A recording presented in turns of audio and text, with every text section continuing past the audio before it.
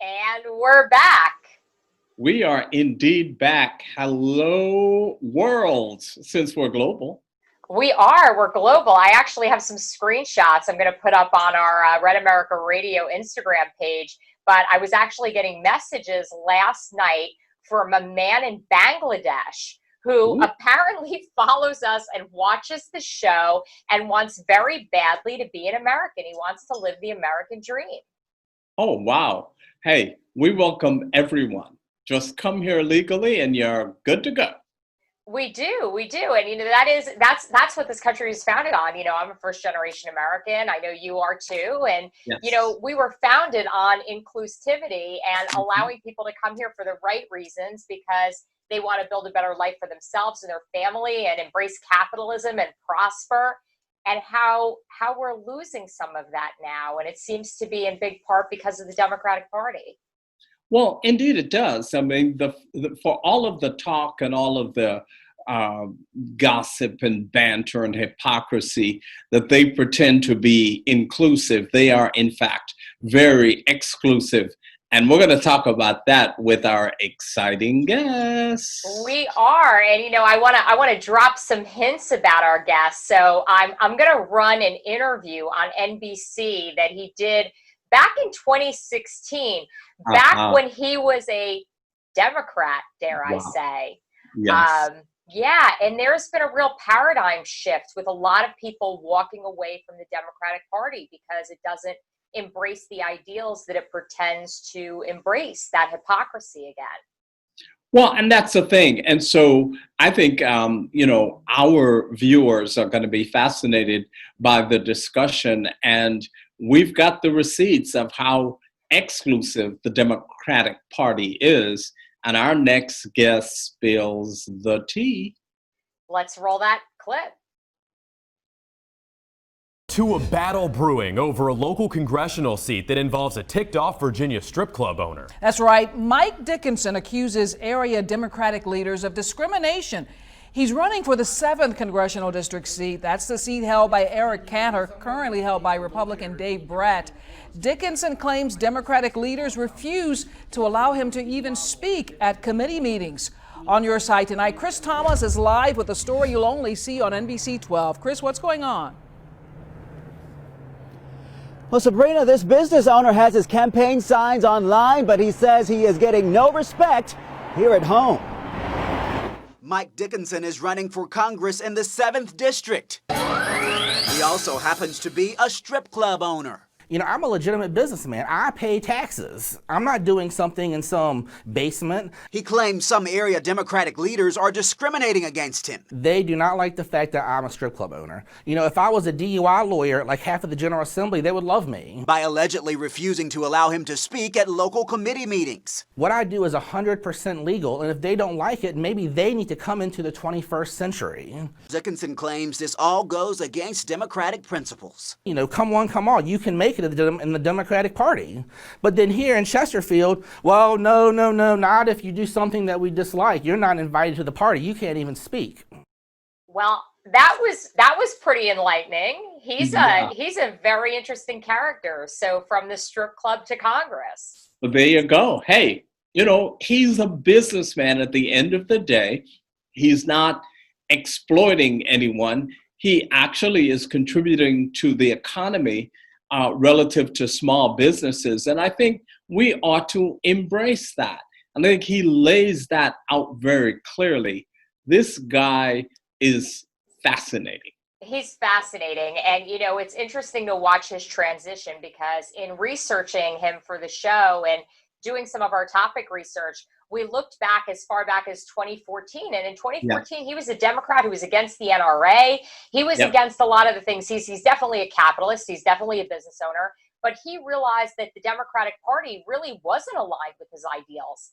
And now in the city that he's from, Richmond, Virginia, they want to defund the police. So one of the things I found really interesting is this is a guy who said, you know what, I'm against the NRA.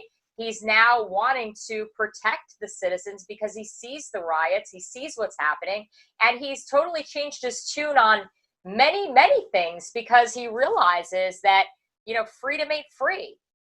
No, it absolutely isn't. And again, I go back to this whole defund the police thing, which is probably the most asinine idea ever. As you see, there's been some complaints from members of, I don't know, the Minneapolis City Council, who says crime is on the increase. Yeah, after you voted to defund the police?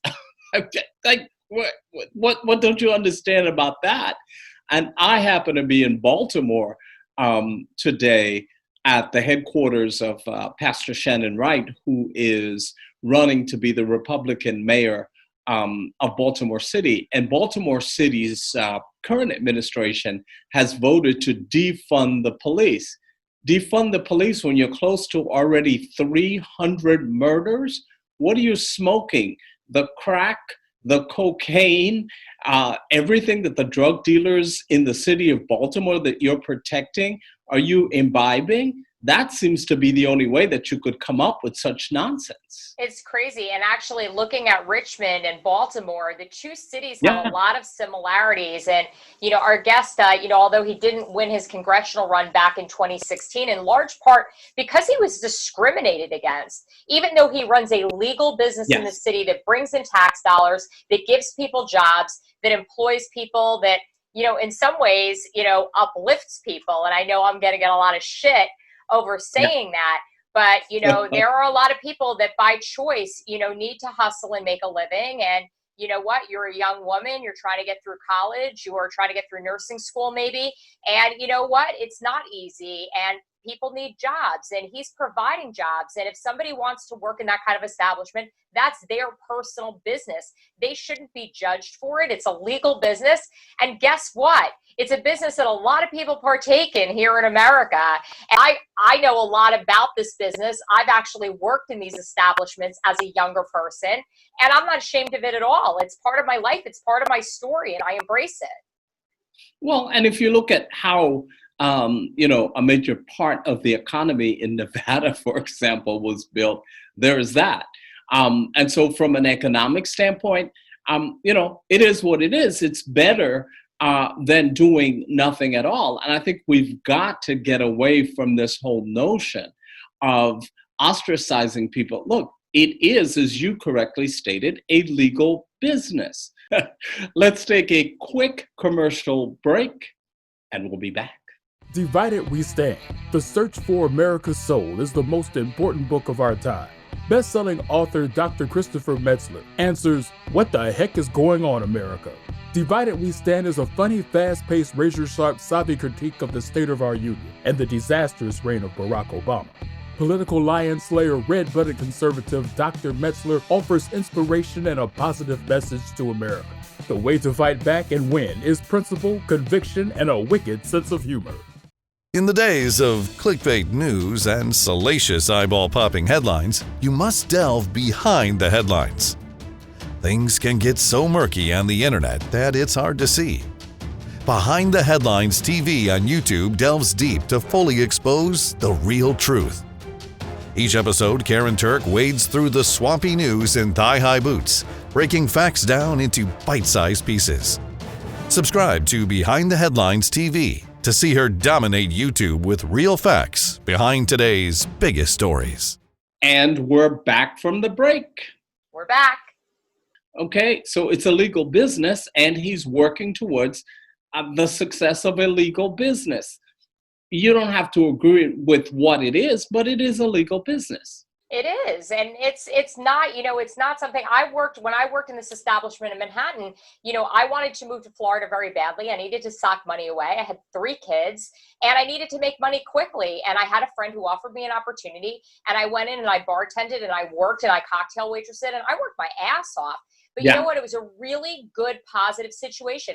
There was not a single time that I was treated badly. There was not a single time that I was demeaned. I was walked out to my car and escorted to my vehicle every night by very nice people that worked there. And it was a great experience. And you know what? I socked a lot of money away and was able to start a new life for myself on a really positive note for my kids.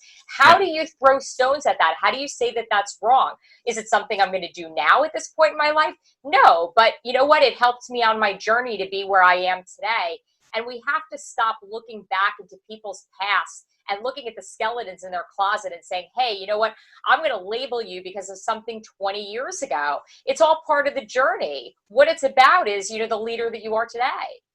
Well, and it's always funny to me because the people who are doing the labeling are the ones who themselves should be labeled for their shameful behavior. At least he comes out and said, this is what I do. This is the kind of business that I run. And to have discussions here about, it's a shameful business. Oh, please, give me a break. And a lot of those people who are saying it's a shameful business probably on what they consider to be the DL, the down low, they are probably in those establishments to begin with. 100%. They're the ones that are in the back getting the lap dance in the champagne room, but they're probably not going to the really more upscale establishments like Mr. Dickinson runs. They're probably going to the ones where, you can get a little bit more in the back.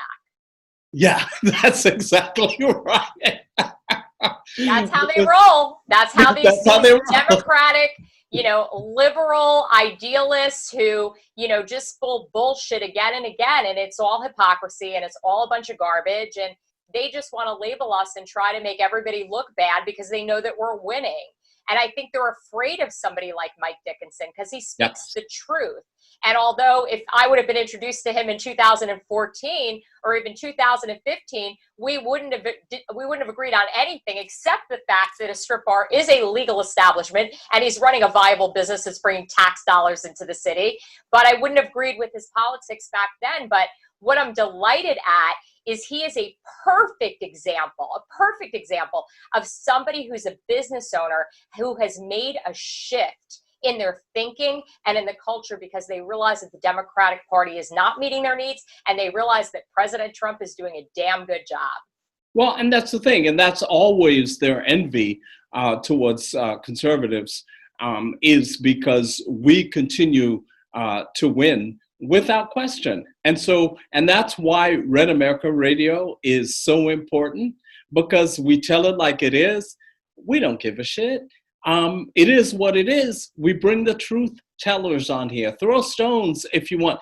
It's funny. Some random troll posted on my Facebook timeline. He's like, Karyn Turk is a hypocrite. And I don't know why you're friends with her. And I responded to him before I banned him from my page. I said to him, dude, you have fantasies about Karyn? Get over it. Yeah, you know what? That's absolutely the truth. And I absolutely agree with you. And I could probably guess. I mean, there's a lot of these guys out there, but I think I know which one this is. And he's completely obsessed with me.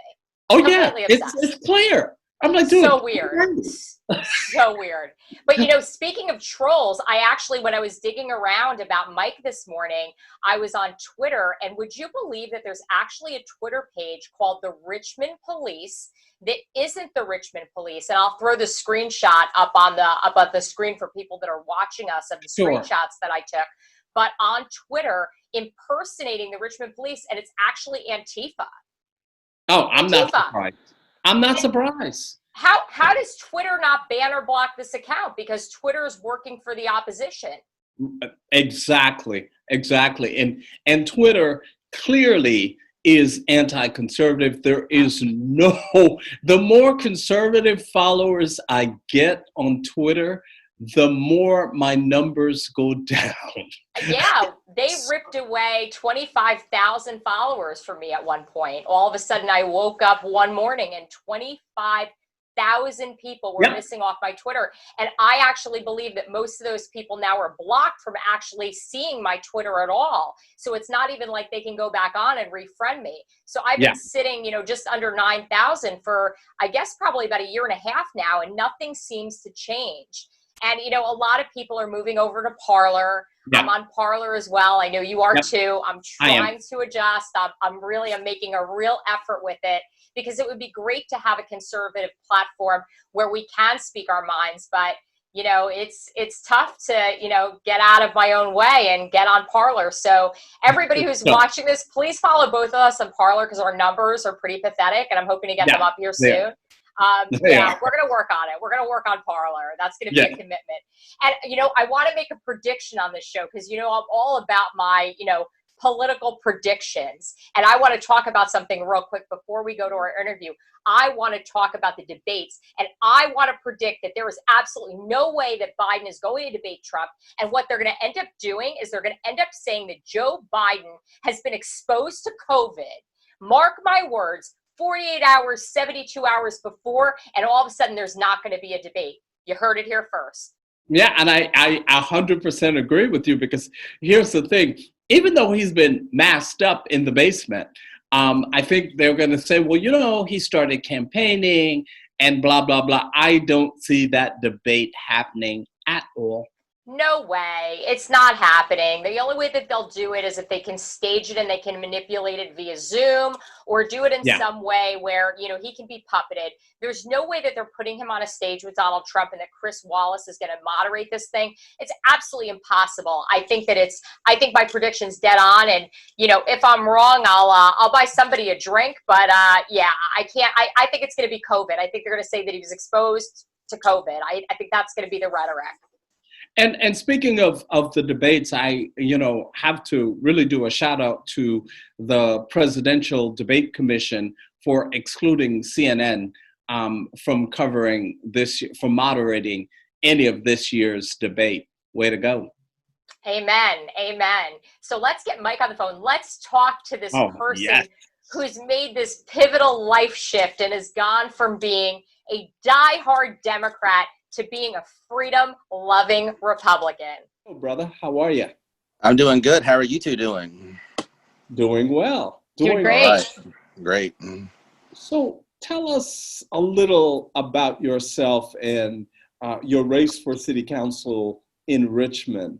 How did that all go down? We need you to spill the tea.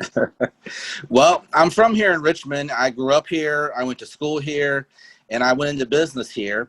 And since that time, I've always wanted to make it. One of the things that's good about me from my job and my profession is that I'm good at being outgoing and saying opinions that might be controversial, but they're the truth. And I looked around the city of Richmond, and our Democrat leadership here this year has been horrible. The last 3 months, citizens of Richmond, I felt like they're on like this airplane with no pilot that's just going around and around and around with no help. We don't know what's going to go on. We've had riots. We've had businesses destroyed. We've had vandalism, all while we continue to pay high taxes and we continue to get constant tax increases, and it's just terrible. The property valuations go up, and we're paying more, and we're getting less, and there's no accountability anywhere in the city. So that's why I got involved. I especially got involved too, where my opponent, he has voted to raise taxes twice. He's voted against the Second Amendment twice, and he said defunding the police is a good idea. So it's issues like that have made me really become passionate about this race and being in it and fighting for what I think is right. So tell us about your business. I run and operate adult clubs, strip clubs. It's basically a good thing where everyone who works there is kind of their own little business. They really work when they want to, so it's like they're self-employed. They make their own money. They buy their own makeup or outfit. It's kind of the most self-fulfilling job. I mean, not self-fulfilling, but self-empowerment, where people can go, and it's really one of the only jobs that like students and single moms and people who have real life issues can go. That's flexible. That has flexible hours where you can kind of work when you want to. So yeah, I've been in that game ever since I graduated college. So I think a lot of people who are going to be watching this are going to go, what? But, I absolutely hate when people say, oh, strippers are being demeaned, or I shouldn't even say strippers, dancers Yes. are being demeaned. mean, and this is one of those things that it shouldn't be. It's you're hurting these women. Most of the women that I've known who've worked in strip bars or who've been dancers or who've been cocktail waitresses do it at a point in their life where there's a struggle that they have to go through as a single mom or a college student, and most of the people that I know have grown up to be very well-rounded individuals. And when you talk about the entrepreneurial spirit and the environment in a strip club, I hear you, but I think there's going to be a lot of people that don't get that or don't understand it or want to kind of go, ooh. You'd be surprised at the number of nurses and realtors and professionals that have come through. They, like you said, it's a lot of the clientele that works in clubs like that, in strip clubs. They come in, they work for a couple of years, because if you're in college, you've got crazy hours with classes, and the clubs are open till 2 or 3 in the morning, so the money's good and the weekends are good. If you're a single mom, if you have a job as a single mom working at a corporate job or Walmart or anywhere, and your kid is sick, you can't just get on the phone every day. Well, my son is sick. And in the club business, it's a lot more flexible. So you actually have a chance to have a job and make some real money. So I look at it like I've helped a lot of people. And what you said, I kind of do get that response from Republicans. A lot of younger Republicans get it. And some of the older Republicans, their husbands get it. Their husbands come to the club. So it's funny, the amount of like committee heads I've met through the clubs before I knew they were committee chairs is really ridiculous. But but didn't the Democratic Party say that when you were initially running as a Democrat, that in fact you misrepresented your application in terms of being a business owner? Do I have that right? So I was a Democrat for many years after I graduated college. In 2014, I wanted to run for office as a Democrat. And so I thought the Democrat Party was this party that was open to everybody. I went to a bunch of their meetings, and they had people there that were for legalizing marijuana, and they would let the community weed dealer come in, and they would let people that work in the various doctor industries that do different things come in. They would let lawyers come in that represent drunk drivers. But I just thought I was another business. I didn't know there was a differential because I was a strip club owner. I didn't know I was set aside. I thought I'd be welcome with everybody else, because I thought they welcomed everybody, but they didn't welcome me. But they're the party of inclusion and diversity. Right. And that's what I thought. That's what I would expect. But I received none of that. They were judgmental. They had this terrible stereotype about who I was supposed to be and how I was supposed to act, and that I was, a bad guy that demeans women, and I act like this and that. And they never even bothered to talk to me or get to know me. And they were just judging me because of my profession. And it was just crazy to me, because they would welcome everybody else. I was at a meeting one time, and one of their major advocates for legalizing marijuana stood up and was like, well, we have a problem with your business. And I said, well, do people ever say that to you? They have a problem with your business? And he was like, yeah, but it's not the same. It's kind of like they cherry picked who they like and who they don't. So that's what you get from the party of inclusion. Yes. And this year, when I started going around to Republican events and talking to various Republicans in Virginia, there was no judgmentalness. They didn't even care that I used to be a Democrat so many years ago. They were the most welcoming, welcoming people that I'd ever met, to the point where I was like, this has got to be something's got to be wrong, because I was expecting them to, throw eggs at me or be combative when they found out what I did for a living, but there was none of that. They were such nice people, and I was like, I'm so glad to be a Republican these days, and everybody truly is welcome in the Republican Party. Oh yeah, that's how we roll. Yeah. I love that, although you ran for Congress and that didn't work out on the Democratic ticket, that now that you've walked away from the Democratic Party, you've decided to run for city council. Yes.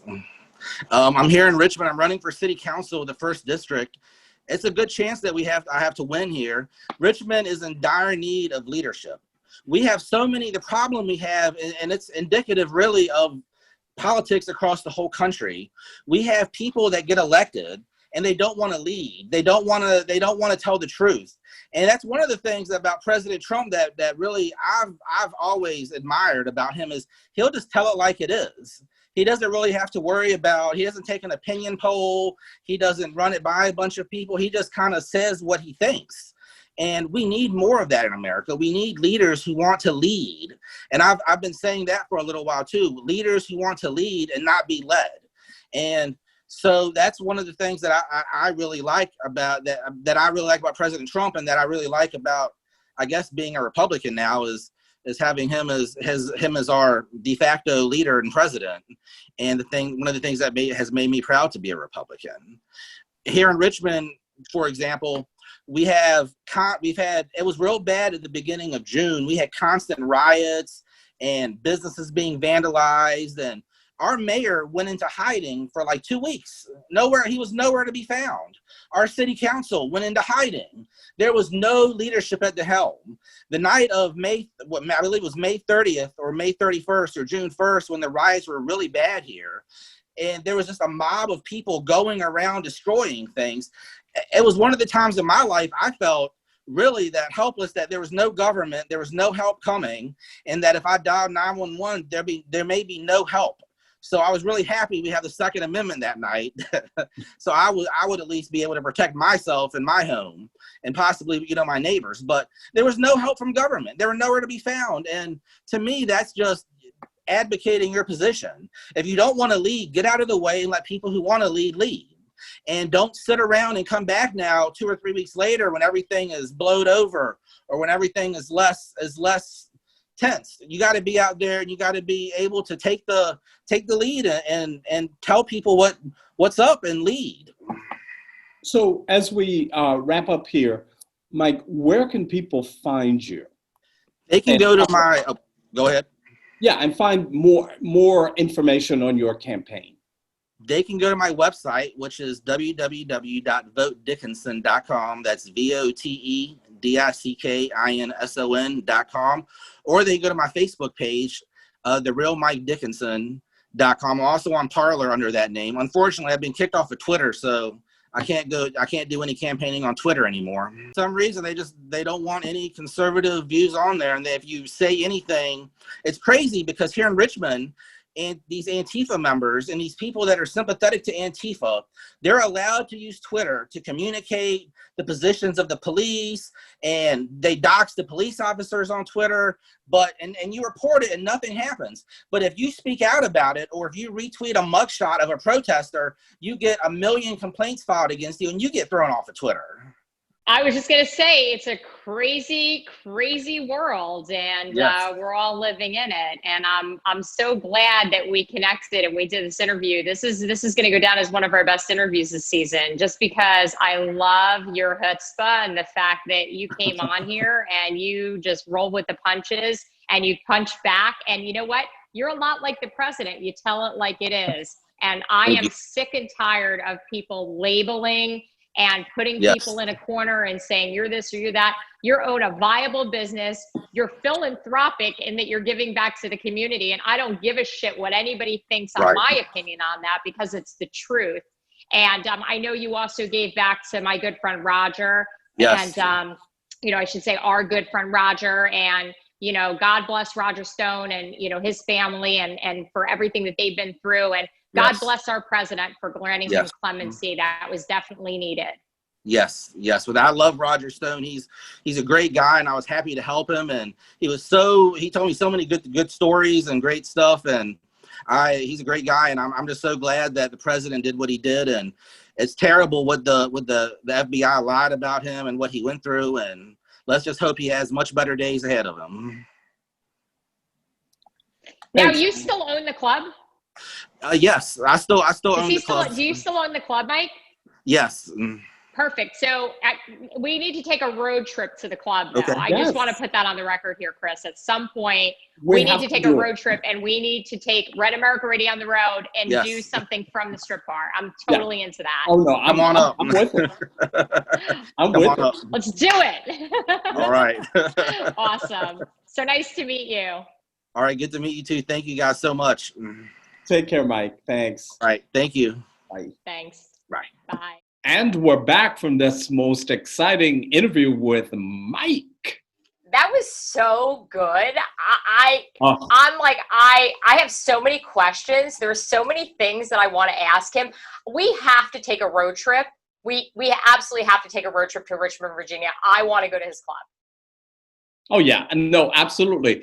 And we definitely must do We have to. Red We have to. America Radio from the strip club. From the strip club. We should do a live broadcast from there. That would be amazing. Sure. Oh, That that's would going to be amazing. And by the way, the producer that's standing behind the camera right now says that she is coming with us. So we're bringing good. the production team as well. Good. I can't wait. I know. I can't wait either. That'll be a fun trip. And I love that he supports Roger Stone, and I love that he Yes. had Kristen, there as well. And that, he really not only made such a shift for himself personally, but has really embraced people who have been persecuted by the left, who have been mistreated and wrongfully prosecuted. And I love the fact that he did a fundraiser for Roger, because, obviously on this show, we're huge supporters of We Roger are. Stone. And, I respect anybody that realizes the reality of that. And Mike sure does. Yeah, absolutely. And when we talk about persecution, you know about that firsthand. Can't wait for the book.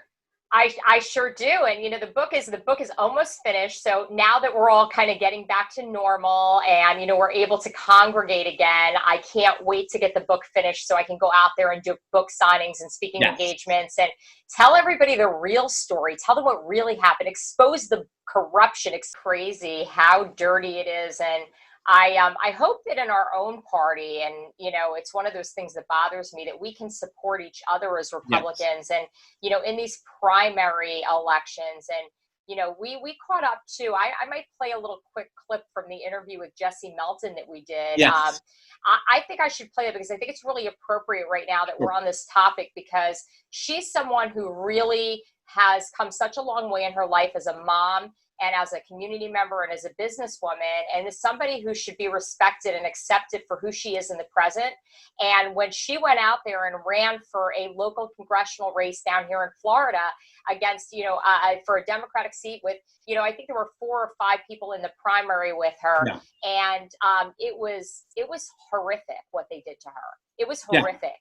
It was horrific to watch the people in our own party, these Rhino Republicans, come out and take shots at her. These bloggers that just really, wanted to destroy her reputation and bring up things we were talking earlier from 20 years ago. So it's a really quick little call that we did with her, but I'm going to play that real quick right now. Yeah, I think it's great because we got to see the blogger bitch.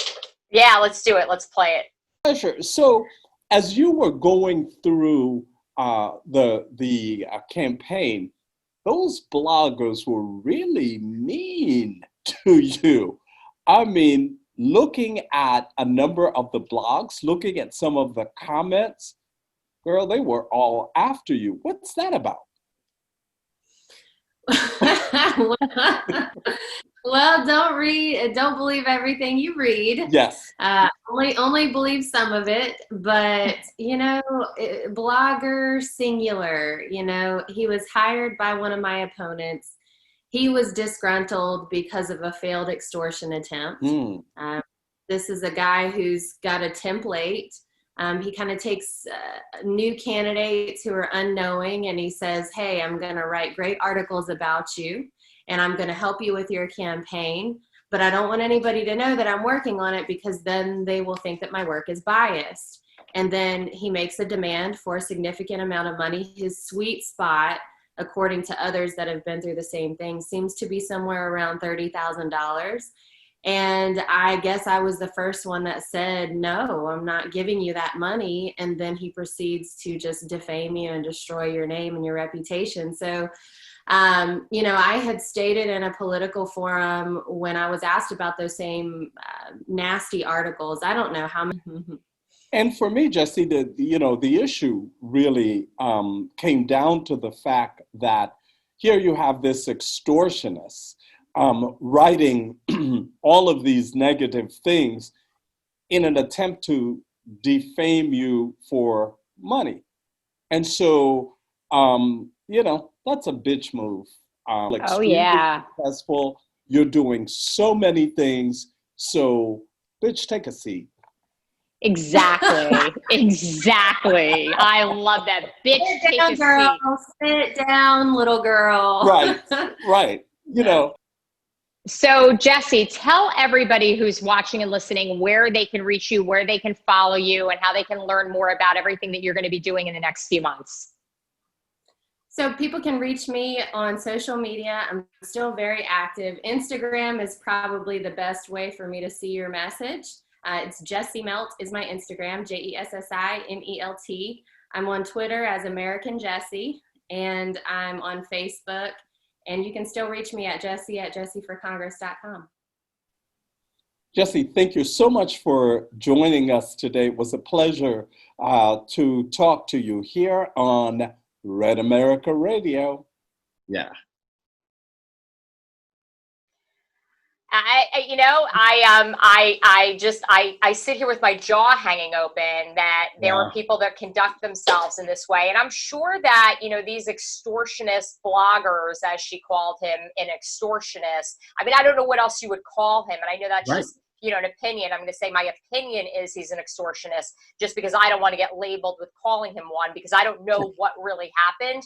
But I really have to believe that we can't be the only place where this is happening with these rhinos that just infiltrate our party. And we have to stop supporting them. The candidate that hired this person and paid for advertising on this blogger's website is just as guilty, in my opinion, as the blogger themselves, because they should not be funding someone who is going to take shots at somebody else who, at the end of the day, is on the same team. Right. But that's the problem. As you said, too many rhinos. Look, if you don't want to be in the party, leave. Go someplace. Get out. Right. We don't need Get you. out. Just don't go. let the door hit you in the ass on the way out. Absolutely. Awesome. But on a positive note, we have some awesome candidates coming forward. I'm really excited for Shannon. I'm really excited to see what happens in that race. I'm thinking so positively about her and so positively about everything you're doing there. I love your background in Baltimore today. I know you're there supporting her and cheering her on. And it's amazing to watch, Chris. Thank you. I'll do what I can to keep the party together. Keep the party together. And we're going to just keep on doing that on Red America Radio. We're now on iTunes. We're on Spotify. We're on YouTube. Everywhere you want to catch us. We've got international viewership now, and we're so happy for everybody who is supporting the show and helping us grow. And please catch up with us next week. We'll be back.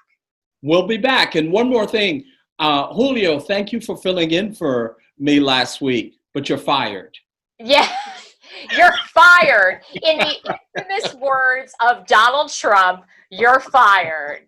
Yeah, he was vying for your seat, Julio, and he did a pretty good job, Chris. But yeah, he did. It wasn't the same without you. We missed you, and I'm glad your grandma's doing well. Yes, she is. Thank you so much.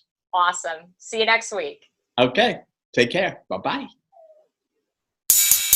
You have been listening to Red America Radio. Straight up conservative talk for today's red-blooded America.